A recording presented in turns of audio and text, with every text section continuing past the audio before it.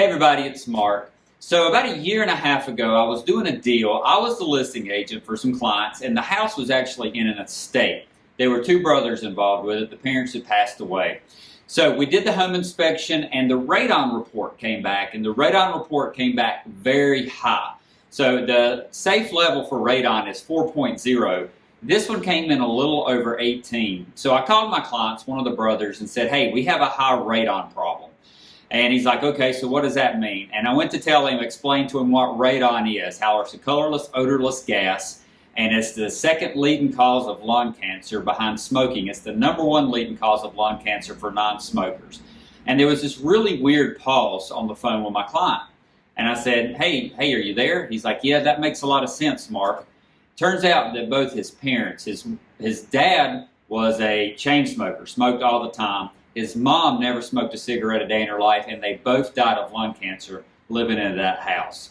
So, going through a process like that, why am I telling you this now? Radon is a very important thing you need to get checked out at your house. It doesn't matter if you've just bought your house or you've lived in your house a long time. The reason I'm telling you this now is this summer, right outside of High Point, there was some earthquakes that happened. You might have saw it in the news. Right around Archdale was the center of the earthquake. And I don't know if it's scientific or if there's any fact to it or not, but I think whenever you have rock shifts and rock formations changing like that, there's a good possibility radon can be released. About 5 or 6 years ago, outside of Clemens, there was an earthquake, and we started seeing radon levels spike in areas that had not seen it before. So a lot of people don't realize about radon. It's colorless, odorless. You'll never know that you have it, but more people die each year to radon exposure than drunk driving. So this is a very important thing.